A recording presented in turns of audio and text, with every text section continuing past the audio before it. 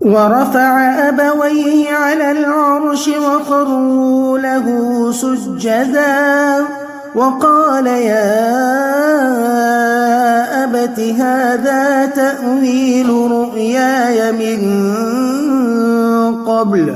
قد جعلها ربي حقا وقد أحسن بي إذ أخرجني من السجن وجاء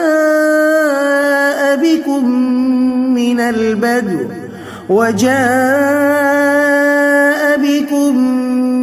البدو من بعد أن نزغ